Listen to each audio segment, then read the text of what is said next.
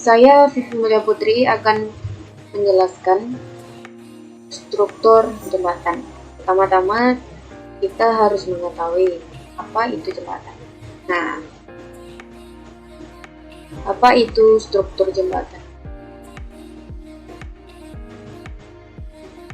Jembatan secara umum merupakan suatu struktur yang menghubungkan dua bagian yang terputus karena adanya lembah,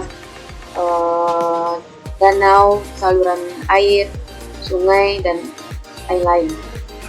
Jembatan dibangun agar para pejalan kaki, pengemudi kendaraan, atau kereta api dapat melintasi halangan-halangan tersebut. Namun, ternyata ada beberapa tipe-tipe jembatan yang tentunya akan berbeda dari segi struktur, segi kekuatannya, sampai biaya pembangunannya. Nah, kita akan membahas tipe-tipe jembatan. Yang pertama itu ada beam bridge, jembatan alang. Yang kedua truss bridge, jembatan kerangka.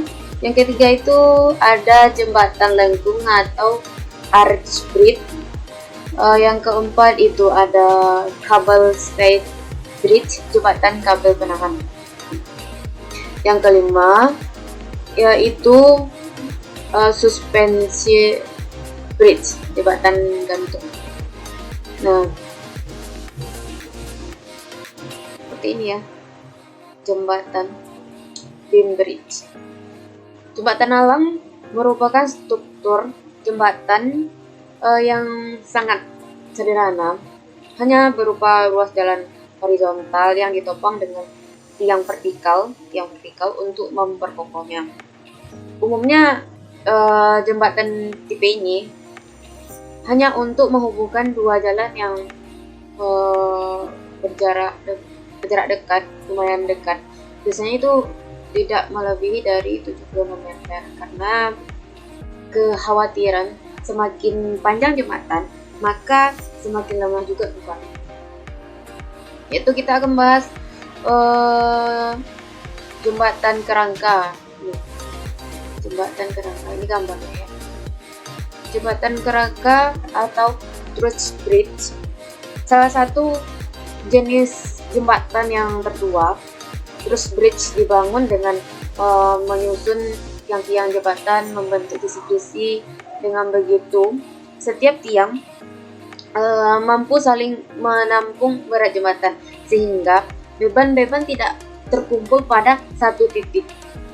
Biaya pembangunan jembatan tipe ini juga relatif lebih ekonomis dibanding lainnya karena penggunaan bahan yang lebih efisien.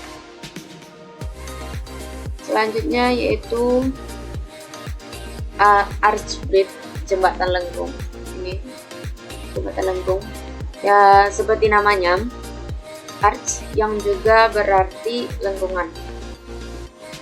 Struktur jembatan tipe ini dibuat secara melengkung seperti busur panah, memiliki dinding tumpuan di setiap ujungnya, membuat desain jembatan tipe ini lebih kuat jika dibandingkan dengan konstruksi jembatan alang dan kerangka.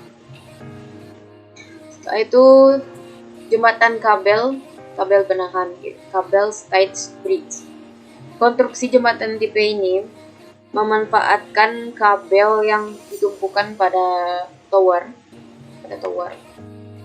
sebagai elemen yang memikul beban lalu lintas jembatan.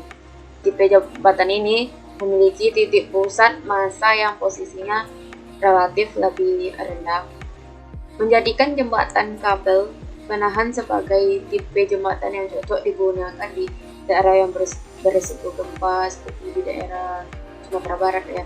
Itu daerah yang sering terjadi gempa. Setelah itu gambar yang nomor 5 ini adalah gambar jembatan gantung suspensi. Hampir sama dengan jembatan kabel penahan. Konstruksi jembatan gantung juga memanfaatkan kabel untuk menopang jembatan. Tepatnya struktur jembatan ini berupa kabel utama yang menanggung beban kabel gantung. Komponen jembatan, saya mengambil referensi dari ini dan dapat menyimpulkan bahwa struktur bagian-bagian dari komponen jembatan yaitu struktur atas, struktur bawah, dan pendukung dari struktur. Yang pertama yaitu struktur atas. Komponen pertama dari struktur atas ini atau bagian dari struktur atas ini yang pertama yaitu gelagar indu atau gelagar utama. Nah, komponen ini merupakan suatu bagian struktur yang menahan beban langsung dari pelat lantai kendaraan. Komponen ini letaknya memanjang arah jembatan atau tegak lurus arah aliran sungai. Ini gambar dari gelagar induk. Nah, yang kedua yaitu gelagar melintang atau diafragma. Komponen ini berfungsi mengikat beberapa balok gelagar induk agar menjadi suatu kesatuan supaya tidak terjadinya pergeseran antara gelagar induk. Nah, ini memang bertujuan untuk supaya gelagar ini tidak bergeseran. Jadi inilah adanya gelagar melintang atau diafragma ini diletakkan supaya menyatu dan kuat. Komponen ini letaknya melintang arah jembatan yang mengikat balok-balok gelagar induk. Ini adalah gelagar melintang. Nah, yang ketiga yaitu pelat lantai jembatan, berfungsi sebagai penahan lapisan kekerasan yang menahan langsung beban lalu lintas yang melewati jembatan. Komponen ini merupakan komponen yang menahan suatu beban yang langsung ditransferkan secara merata ke seluruh lantai. Nah, jadi setiap beban lalu lintas yang melewati jembatan tersebut, dia menyalurkan langsung beban tersebut secara merata ke seluruh lantai. Nah, selanjutnya peletakan atau landas. Komponen ini terletak menumpu pada abutmen dan pilar yang berfungsi menyalurkan semua beban langsung ke abutmen dan diteruskan ke bagian pondasi. Ini. Setelah itu, pelat injak komponen. Ini berfungsi menghubungkan jalan dan jembatan sehingga tidak terjadi perbedaan dari tinggi keduanya. Juga menutup bagian sambungan agar tidak terjadi keausan antara jalan dan jembatan pada pelat lantai jembatan. Jadi tujuannya untuk tidak terjadinya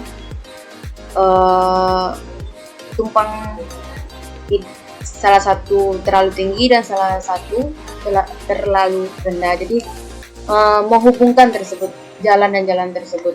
Itulah gunanya pelat injak komponen seperti ini. Baiklah, selanjutnya yang akan kita bahas yaitu struktur bawah. Nah, struktur bawah jembatan merupakan suatu pengelompokan bagian-bagian jembatan yang menyangga jenis-jenis beban yang sama dan memberikan jenis reaksi yang sama, atau juga dapat disebut struktur yang langsung berdiri di atas dasar tanah. Dan yang pertama yaitu strukturnya fondasi. Nah, fondasi merupakan perantara dalam penerimaan beban yang bekerja pada bangunan fondasi ke tanah dasar bawahnya. Beberapa jenis pondasi yang sering digunakan yaitu seperti pondasi dangkal dan pondasi dalam.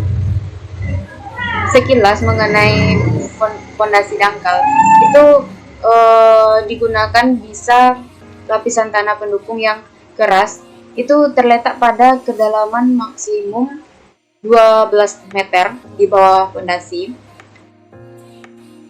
dan dia juga pondasi dangkal tersebut ada juga beberapa bagiannya, yaitu pondasi langsung bila kedalaman tanah keras tersebut kurang dari 5 meter.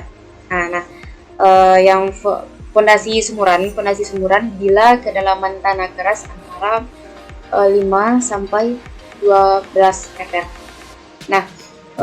Sekilas mengenai pondasi dalam, dia juga digunakan bila kedalaman lapisan tanah pendukung yang keras besar dari 12 meter di bawah pondasi. Dia juga ada beberapa bagian, itu pondasi dalam, ada pondasi tiang pancang, ada itu dalam pondasi tiang pancang tersebut bisa dari kayu yang baja, beton bertulang pracetak, dan beton prategang. Setelah itu ada juga pondasi tiang pon. Selanjutnya yaitu abutmen. Abutmen terletak pada ujung jembatan, berfungsi sebagai penahan tanah dan menahan bagian tanah supaya tidak adanya penurunan tanah di daerah tersebut. Jadi juga menahan bagian ujung dari balok gelagar induk. Umumnya dilengkapi dengan konstruksi sayap seperti sayap di tepi-tepi jembatan tersebut, yang berfungsi untuk menahan tanah dalam arah gerak lurus AS jembatan dari tekanan lateral. Selanjutnya yaitu pilar. Bentuk pilar harus mempertimbangkan pola pergerakan aliran sungai, sehingga dalam perencanaan selain pertimbangan dari segi kekuatan juga memperhitungkan masalah keamanannya. Dalam segi jumlah pun bermacam-macam, tergantung dari jarak bentangan yang tersedia, keadaan topografi sungai, dan keadaan tanah tersebut.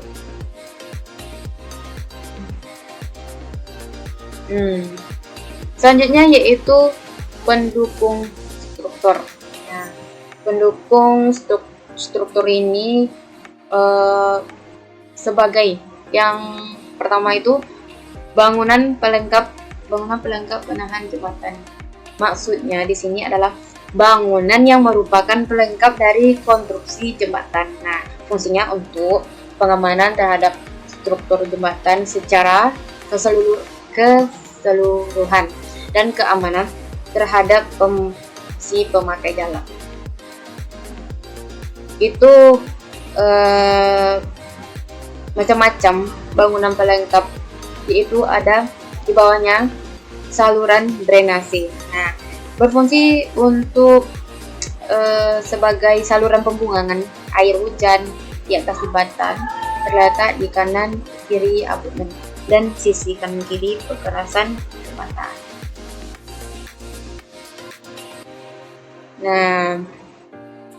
Ini gambar saluran drainase tersebut. Yang kedua yaitu jalan pendekat atau oprit jembatan. Jalan ini berfungsi sebagai jalan masuk bagi kendaraan yang akan lewat.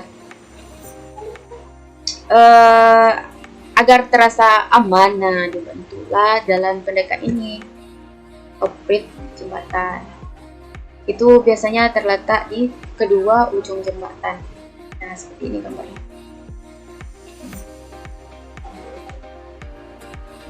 Nah, yang selanjutnya yaitu talut. Nah, fungsi utama dari talut adalah sebagai pelindung abutmen. Sebagai pelindung abutmen dari aliran air, sehingga sering disebut dengan talut pelindung. Itu terletak sejajar dengan arah arus sungai. Sejajar dengan arah arus sungai. Selanjutnya yaitu guide post atau patok penuntun. Itu berfungsi sebagai penunjuk jalan bagi kendaraan yang akan melewati jembatan tersebut. Biasanya diletakkan di sepanjang orbit jembatan, penunjuk jalan. Nah, yang selanjutnya itu lampu penerangan.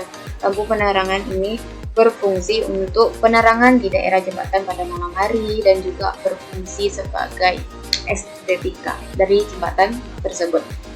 Nah, selanjutnya yaitu trotoar.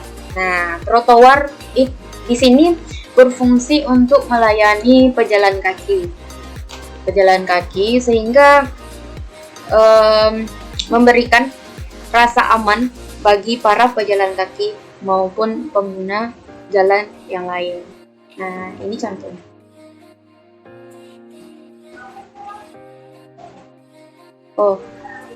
Sekian penjelasan dari saya. Saya mohon maaf kalau ada kesalahan. Saya akhiri dengan Assalamualaikum warahmatullahi wabarakatuh.